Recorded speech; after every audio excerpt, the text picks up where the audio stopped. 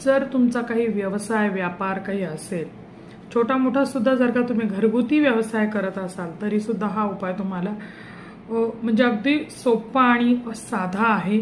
तुम्ही हा उपाय जर केला तर तुमच्या व्यवसायामध्ये जरूर त्याच्यामध्ये प्रगती होताना दिसेल।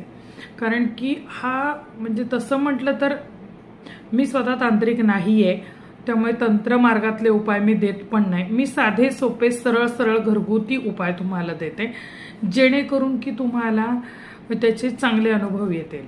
त्यामुळे हा जो उपाय आहे हा तुमचा प्रभाव पडेल। समोरची व्यक्ती तुमचं बोलणं ऐकून घेईल आणि तुमच्याकडनं काही तुमच्या वस्तू असतील, तुमचं काही प्रेझेंटेशन असेल, ते सगळं त्याच्यावरती एक छाप पडेल समोरच्यावरती तुमची, आणि पर्यायाने ती व्यक्ती तुमच्याकडे अट्रॅक्ट होईल आणि अट्रॅक्ट झाली की तुमचं व्यवसायामध्ये नक्कीच त्यामध्ये, कारण की तुमच्याकडनं ती वस्तू घेऊन जाणार व तुमच्या व्यवसायाची प्रगती होणार।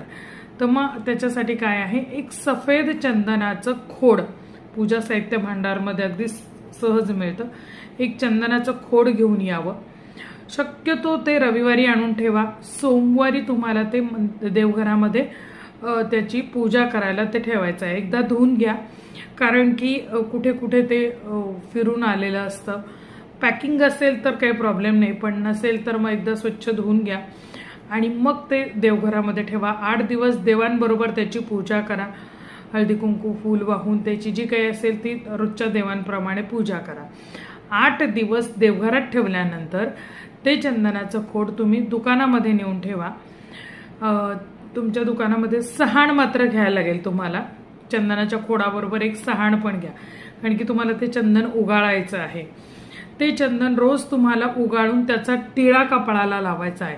आता त्या चंदनाच्या सोबतच तुम्ही जर का घरातली आपली एक हळद असते ना, ती हळदी एक चिमूटभर हळद, आणि असेल तुमच्याकडे केशर तर उत्तम झालं। तर मग थोडंसं केशराचा थोडा तुकडा, असं काही नाही की एवढं लागणार आहे तुम्हाला, थोडासा तुकडा रोजच्या गंधापुरतं तुम्हाला उगाळायचं आहे। एक एवढंसं गंध होईल तयार, असं उगाळून घ्या आणि त्याचा मस्त कपाळाला टिळा लावा, इथे तुमच्या कंठाला लावा। तुम्ही जे बोलाल त्याचं प्रेझेंटेशन तुमचं छान होईल। गंधाच्या टिळ्यामुळे तुमच्याकडे लोक अट्रॅक्ट होतील आणि तुमची कामं होतील। लक्ष्मी वृद्धीसाठी, व्यवसाय वृद्धीसाठी आणि उत्तम प्रेझेंटेशन, उत्तम म्हणजे तुमच्या व्यक्तिमत्वामध्ये एक असा निखार येऊन जाईल त्याने। हा उपाय जरूर करा आणि तुमच्या आजूबाजूच्या किंवा तुमच्या ओळखीच्या लोकांना सुद्धा तुम्ही हा व्हिडिओ शेअर करू शकता।